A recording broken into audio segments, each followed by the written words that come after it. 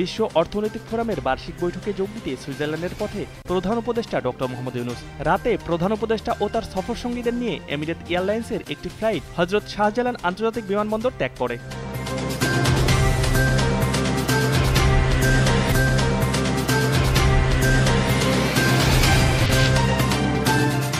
চীনের পররাষ্ট্রমন্ত্রী ওয়াং ইয়ের আমন্ত্রণে বাংলাদেশের পররাষ্ট্র উপদেষ্টা মোহাম্মদ তৌহিদ হোসেন 3 দিনের সফরে চীনে অবস্থান করছেন। বেইজিংয়ে পররাষ্ট্রমন্ত্রী পর্যায়ের গুরুত্বপূর্ণ বৈঠক অনুষ্ঠিত হচ্ছে আজ। এতে অর্থনৈতিক ও বাণিজ্যিক সহযোগিতা, ঋণ সহায়তায় ছাড় এবং পানি সম্পদ ব্যবস্থাপনার মতো বিষয়গুলো প্রাধান্য পাবে।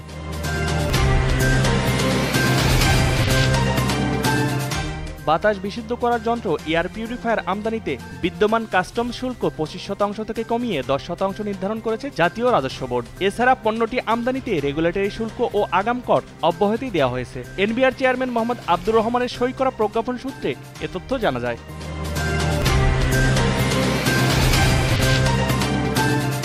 যুক্তরাষ্ট্রের 47তম প্রেসিডেন্ট হিসেবে শপথ গ্রহণ করেই বেশ কিছু ঘোষণা দিয়েছেন ডোনাল্ড ট্রাম্প। ক্যাপিটল হিলে দাঙ্গার ঘটনায় জড়িত 1500 জনকে সাধারণ ক্ষমা করেন তিনি। এছাড়াও মেক্সিকো সীমান্তে জরুরি অবস্থা, পানামা খাল ফেরত নেওয়া, বিদেশি পণ্যের আমদানিতে শুল্ক বৃদ্ধির মতো ঘোষণাও দিয়েছেন তিনি।